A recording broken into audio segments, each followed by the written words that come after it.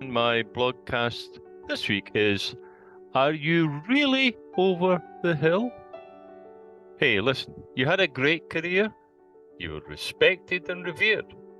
People wanted to hear your words of wisdom. They even paid you for them. Then you decided to retire.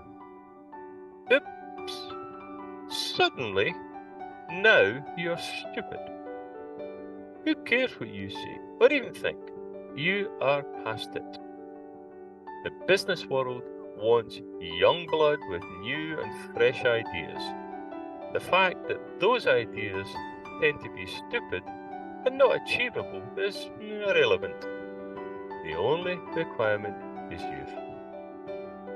I once read an article by some industrial expert who said that no one thinks like the young.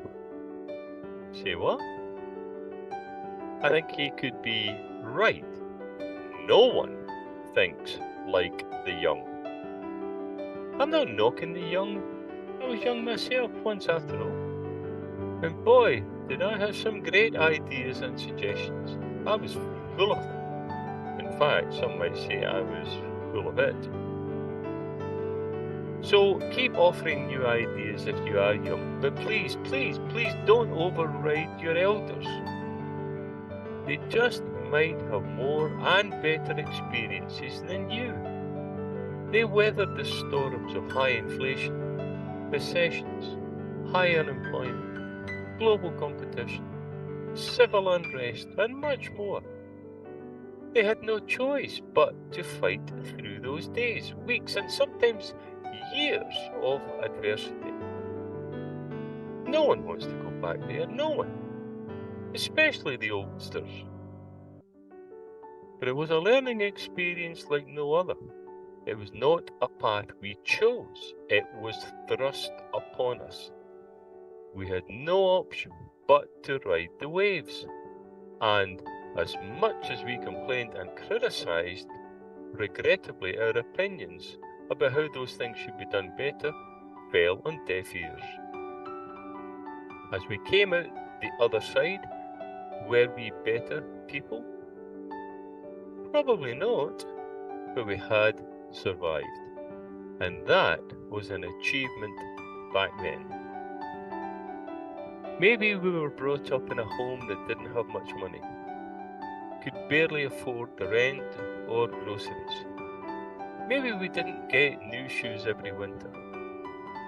Maybe hand-me-downs were standard fashion.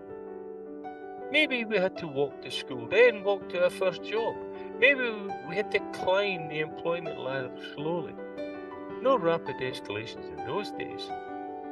More to the point, no expectations and demands to climb the ladder. A feature of today's world we see more and more. Pity. So, as much as those were challenging times, they were also learning times. We probably didn't realise, far less appreciate, that we were learning on the job. We gathered immense knowledge, be that technical in nature or job specific, but more so we learned the roller coaster of emotions that we suffered. We didn't like it, but we kept going.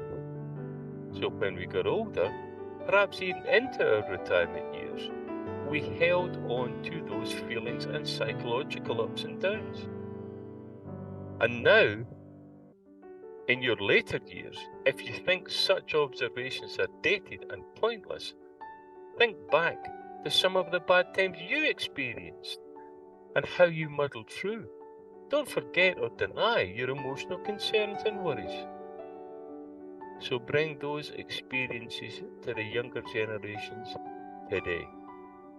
Yes, talk of the good and the bad, but build it into a plan for the future. A plan based on real experiences, not dreams or hypothetical nonsense. You have so much to offer. Maybe they don't want to hear, of course, too bad.